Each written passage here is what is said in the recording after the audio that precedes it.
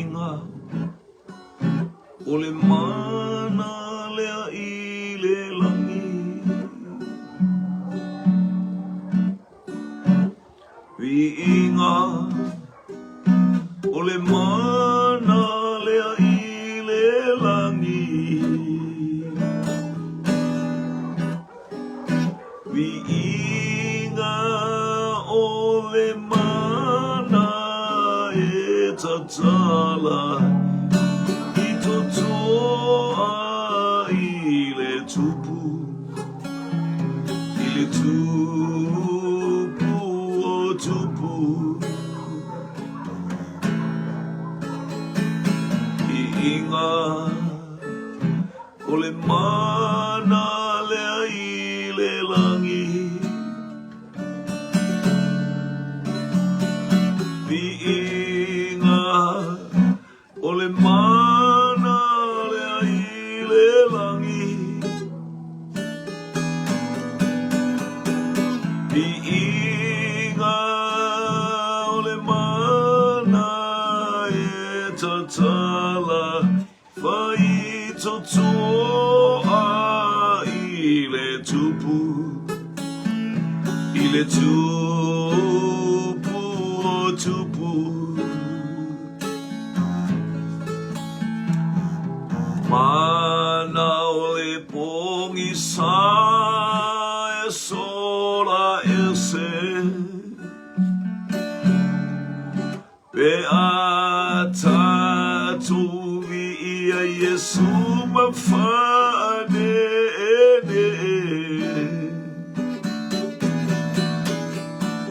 vi inga o le mana e tatala fai totoa I le tupu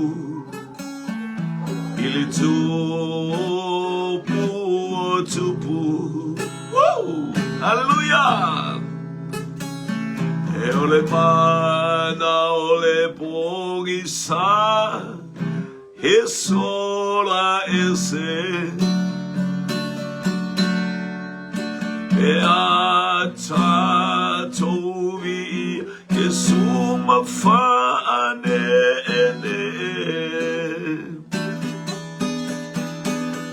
e vi inga o le mana e tatala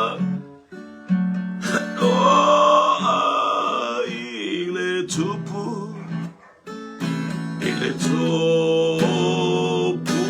o tupu Hallelujah Hallelujah Lord Ela e oi le vi inga whapaleina oi le vi inga le atua o le manu malo le atua o le langi ma le lalo le atua na manu malo I le oti ma le tunga mau e ala ia Yesu Keriso mawalunga lo vi inga ne ye o I le whawawau tuma watu ia te oe te mua nganga whasala vei ma le pongi sa tani mana au I lo vi inga e ala ia Yesu Keriso lo matu ali I ma le whaola aftai ni tai ao tai lo fatasi mai la ila ba oi le vi inga ma pale oi le vi inga tu mau ia te oi le vi inga tasi malau whanau ni nei tai au le whasoa lau whanau tutulimo le afi ine i oma iei se malo sililo wha le nganga mo lau whanau nganga pa ia tātou malau o fio no Yesu Amen, amen, amen. Fatalo for suafa o loto lautele maualunga mata lasi mata ngofie lo lolo masua mali o lo tato wali I faola o Yesu Keriso le manu malo. Oka. Fafta Yesu. O lo umanu malo mai ate oe. O lo umalosi e mai ate oe. Hallelujah o mea umawa ia te au. Mai ate oe. Hallelujah. Tu ina atu lewe inga. E ta tau ia te oe lewe inga. Ia whata alofo isi o tata wa inga ili nei tai au. Ia mori fo ile ngang whaftai mo le ngang whamalo ile mori inga o le tata usa vali o le nei fo I tai au e peo na mori mori mai le uso au auna. Ia pes tata malangi. Hallelujah. A o. Ia ifo nei tai au le mori mori ina o le sa vali. Ale tua mo si o tata wa inga malo. Hallelujah. Whaftai mo upu whalai aufu. Ia tātou te malo losi whatasi ai mao. O se mea ai mas tau sami whale nganga po le tai au. Ia o fotua I maila u malu tai au. Ni ane lewa matau ia ese al malu tai au. Te mea tā le iwa. Ma nei ai malu tai au. Tau le iwa. Afo le waluanga. A le hea nga I maila u. Ia a o le taiwila nei. I te whape o sau. Apo se whatei. Whatei te I talo whatu Amerika Samoa. I teine o le mori o le awa. Talo whatalawa whatalo whatu fōi. Teine mai Hawaii. Aloha Hawaii. Mi ia lele ima le losa talo anatungi ia lau. Lau fionga le ala I tanmoa. Ia lele. Ia le atua. Ia, teine fo I o le motonga tele matata I el ngata lea. Teine o le motonga. Le kapiteni o le telefoni o le vainu. Fe telefonia inga I le vainu e se le manga ia lo fia fa longo le ngol ba le. Ia ai matobe ai le telefonia teine le vainu wala no fo no fo mai lunga le mo o le mori o le ava a. I lauri I le meto ai taunu uma I ai va a te tele masitima si tama I motu sole au kefa I akua le o ke kele o ba a ka umu ia. Ia mi le tua anga leile tua ngole nei tai au tatou ta pena fo I ia talo ho si to fine talo le mai Hawaii Maria and Tasikuresa malo le tau. Hallelujah, vi ia leli. Ole upu ai fa il fa I tule ia le ala tamu malo tau malia toa wa malo tau. Vi ia leli ielu petana talo fa. Vi ia lava. O si upu le na fa malo sel nei tai au. Mata yom ta upu e ono aron fa presuluiva. Aua tou te tolo ai oa mo o tou wile lalolangi.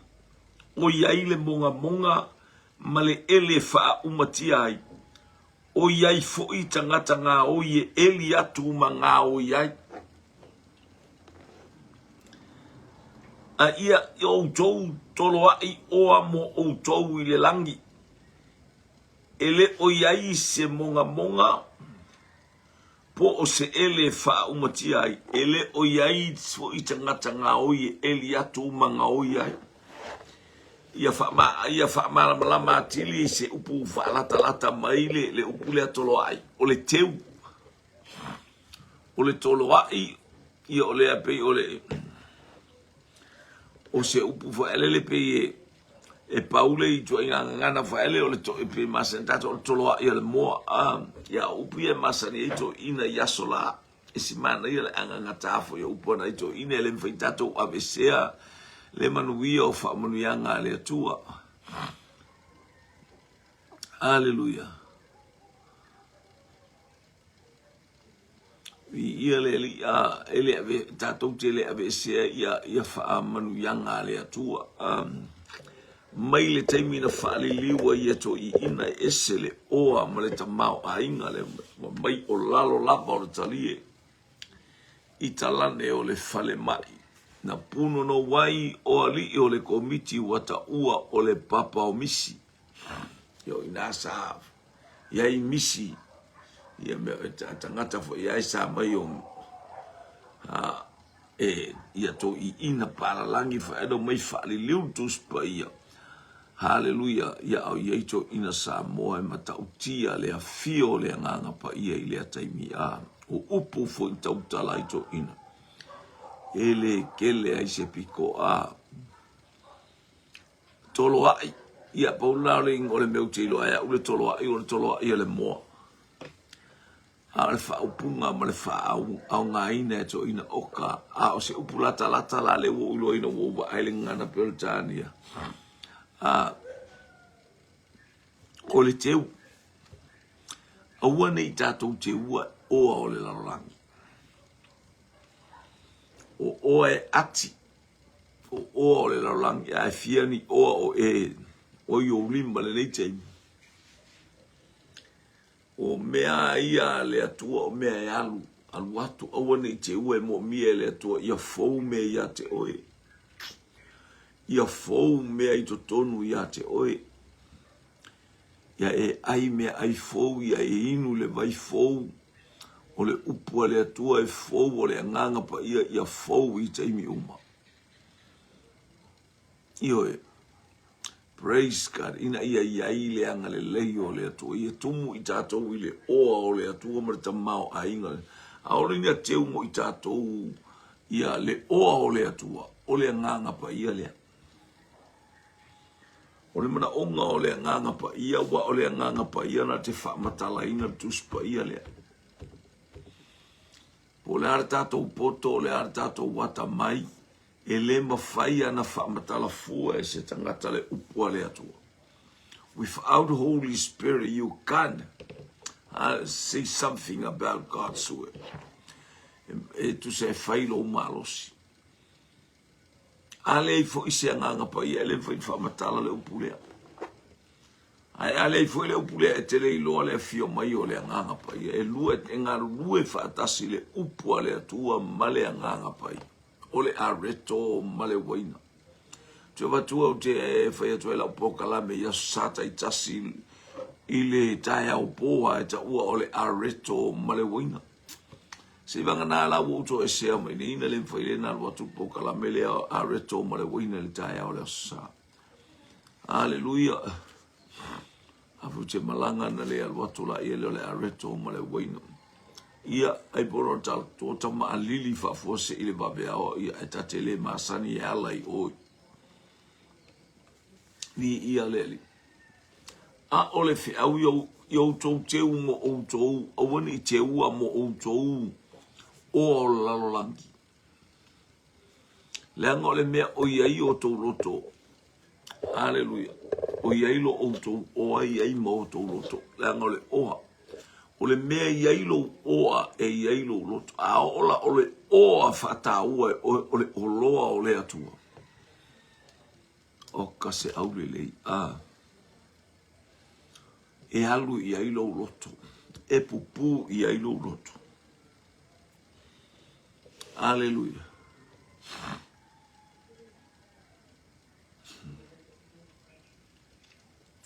E pupu iailo loto. I mea tātou te tau mawhai ai. Ai ao ora ina te ua mo I tātou le oa o le langi. Oka. I ia le li. O oi o le tangata o manuia. I ia le li. O oi o le tangata. Hallelujah. O whamanuianga. Liti o a Solomona a. Ia tua. Te lele nu.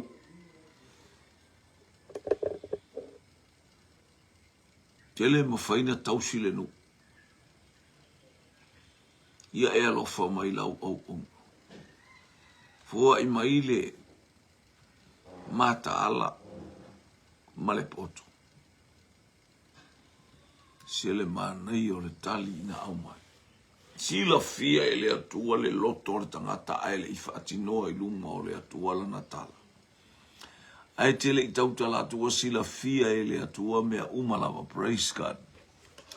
Si ainga le ua mo e malitaya. Hallelujah, ana tongia. Praise God. E tātou tele tau te tala atua sila fia ele atua Solomona. Pamaile atua Solomona. Kua kamale leia oe sole. What a good model, what a good examples. Wa e fatati ya ele amatanga o lau no fua inga. Wa ele ole maile i se oa maleta mao a inga ia silisili ai oi malo uma. Wa ele ole maile malosi. Wa ele ole mai. Hallelujah. A ua e ole mai. Ile poto. O mea uma le ki o ke le kōrua kanga karea a.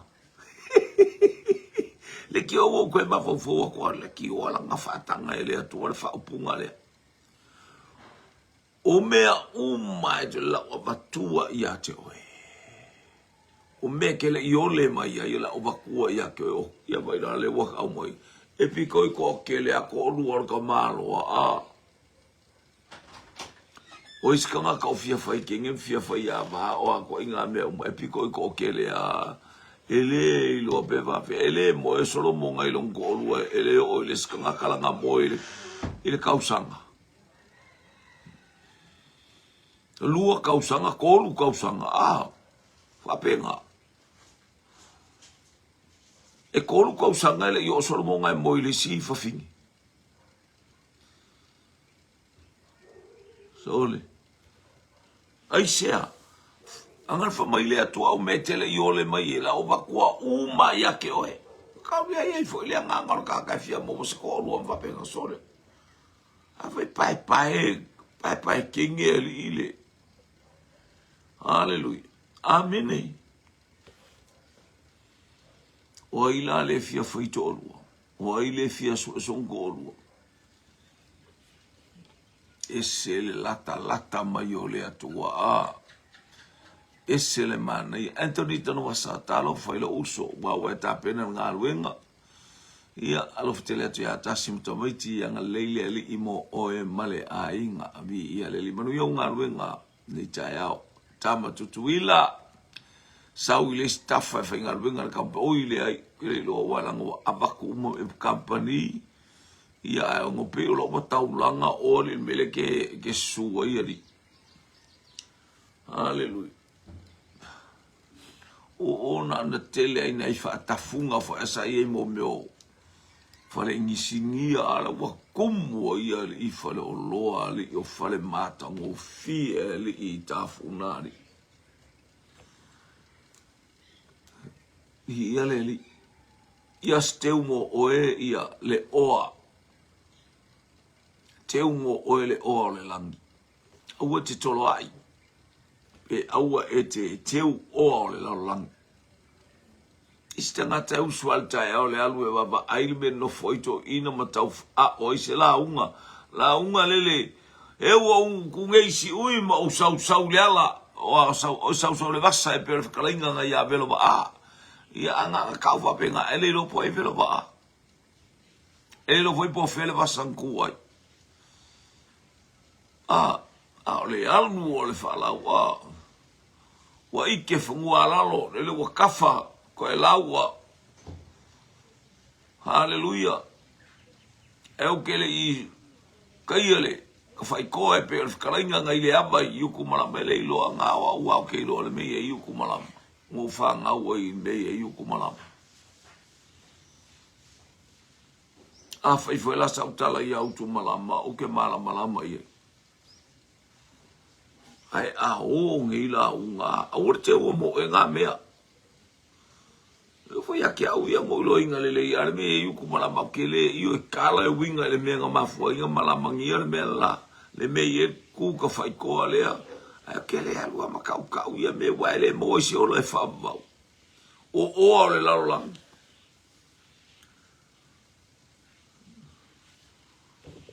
hello o lo toma a inga le sa ye yo ka le so se me yo i le makongu.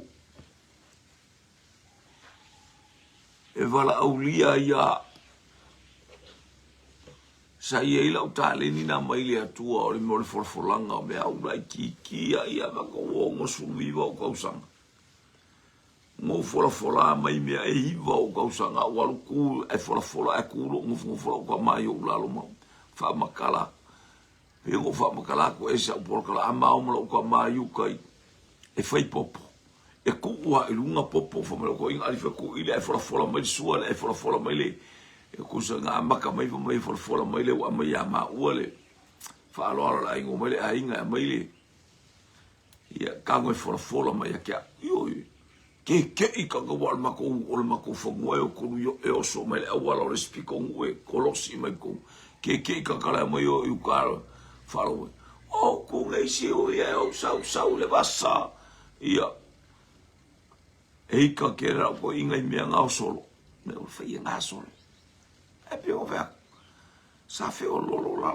ka ai ke lo o ele makau kia o le atua ave ese uma ele atua nga me ya ula ki le la ungi la wala un ka ungi la un fa sa po se va nga bo se kala e ka fa makala ele upule ka fa makala wa ingo kalinga e fa lo mo ia me ya okay o mo fala sa manga o ye fo lo ko sa fa nga ia ka kia pe ka kala e fai alo ole o nga lo o se e ka ngaka ale utato o mai e tato talo ina ia ave sele anga masa mo le kupu mai kupulanga eu ol melhor pe ka aleluia eu ol melhor pe ka aleluia le me ngai mo como iska ka mo ku le semela ko ka inga me ope ka ko ke lo ka ko fa mo ni ngalo le toto yesu o le toto tato vola ya ka au fe ka ko ka longa usele o ma fo ka pe ale o ma fo o fai me ka pe ka fo ila pe ale ko mala nga fai lo le mala o se ya o mo kwale ya ska o le se ma e ke le alu mangi fa ele fai fa ringa ka usala ilu mo le atua ele fai fa ringa nga u ilu mo le atua ele enka nga ka fa pe fele le ya ku angelu ka e kala ku pe ala ave ku mo esse angelu mai lo le ya angelu mai sa mo e kala ku pe kala ko mal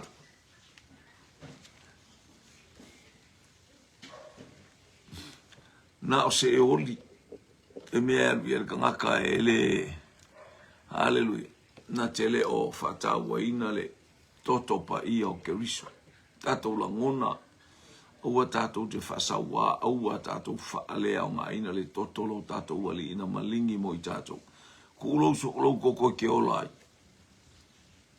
halo tu ulo toto te olai i ia leli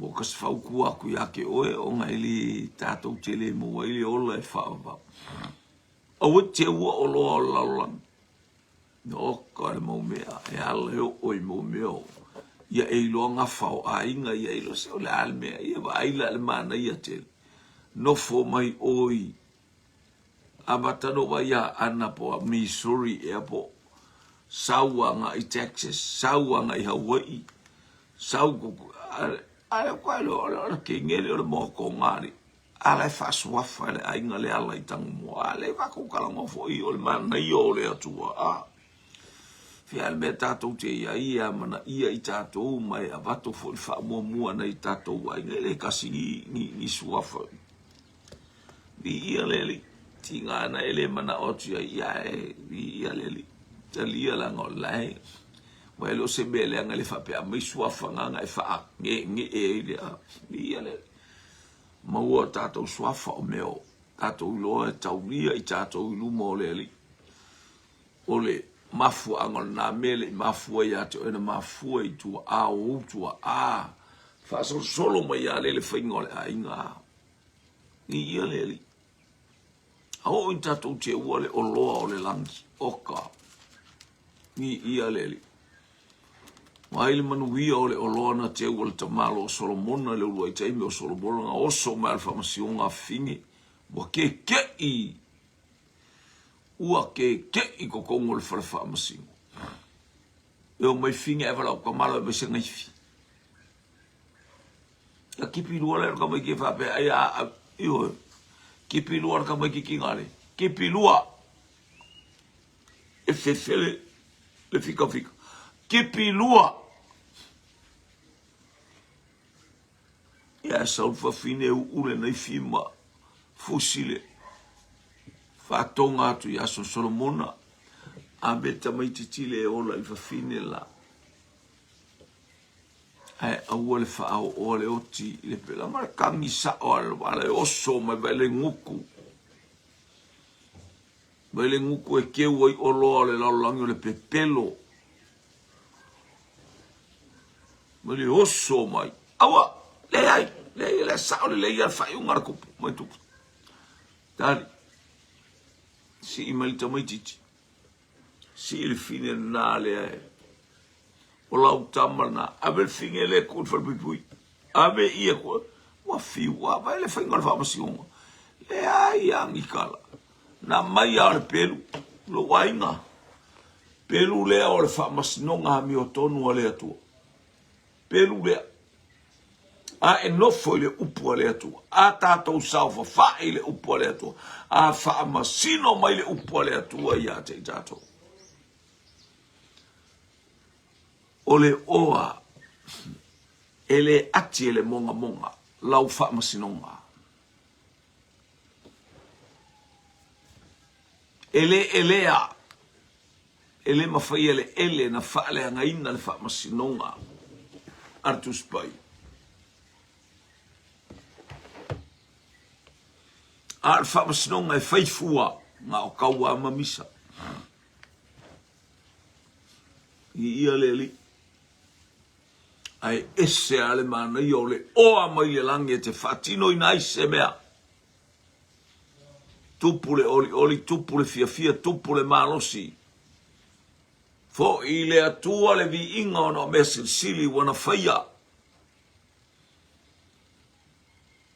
te ule o le langi e ua tātou te ua o la langi o le whiauna nei te ao te ule o le atua ai aua tātou te ua o la langi. Hallelujah. E leo ate. Vai, ai mana ia fo te ua au tupe lau tu stupe. Vai nei te ua iei se mea e mana o istangata ia oi ia le ia sau tupe le se me te pola le ke ule penke ke le arua po. Ai a o iei sau tupe. O wale te walau tupe ai vai si tangata le wala tu ia te oe so soan. Wale o te ia te tātou fo inei vai tawa pe kokongi e kongi me la fea. Ki fai ia ngā mea. A wale me sa o e tau tutongi. Ai ese a le tu langa o wha manu yanga le atua wa ele koe mga kokongi me wa mga oi blessing. Wa e mana o le o le langi ia tupu pea, ia tupu pea, ia tupu pea, ia fau pea, fau pea. Tutu lima le afi. O le upua le atua, momoli mo sos tangata wha longo. Hallelujah. Sa tari wha auta. Manga ia foi si ingo. Jimmy J. Brown. Jimmy Brown, sorry. O que abacari ngol kakale ia Jimmy ali, ia le. Matulino Ioane talofa. Uzo mi ia leli, de tolo no le te o la lang.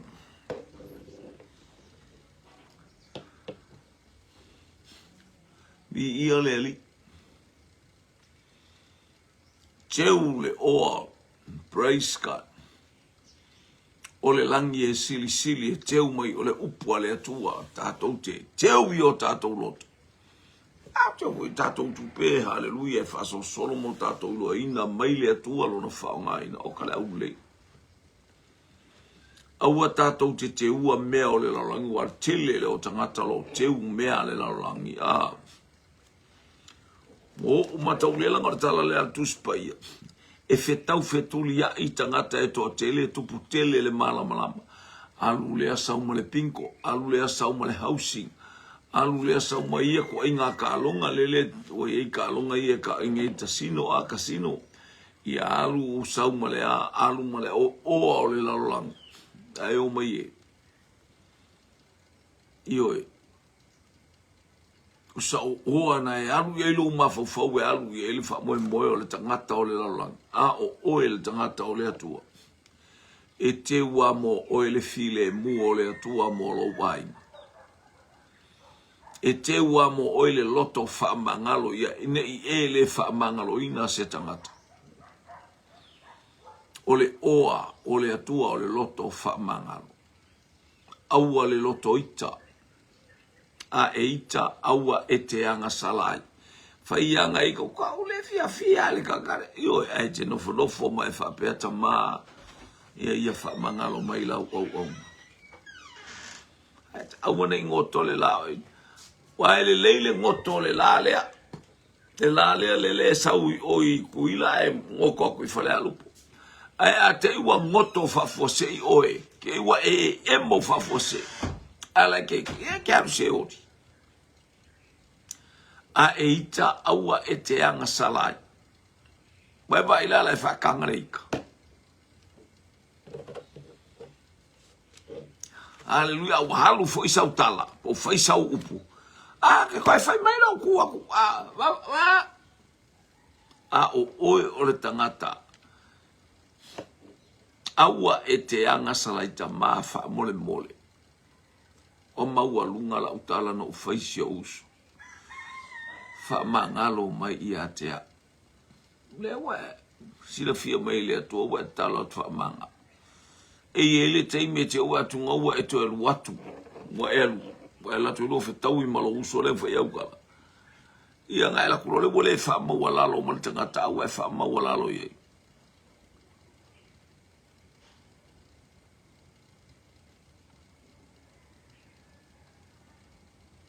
Ia whaftai manu ia tāpena ina pokala me ana. Ia le li. Ia o mo tatou whasoa bi ia le li o tatou whasoa na o tutu lima le afi. Anga leile atua ma ia pa ia tu le atua mo o el nei tai au. Ba ai po fele o ana I te ua. Aleluia. Te ua e fasilia I se stangata ono le oa le ai faa. To la fwa I le stangata. Ia e teu le oa o le atua. O le oa e malia I lo mana o I mea le lei umalawa.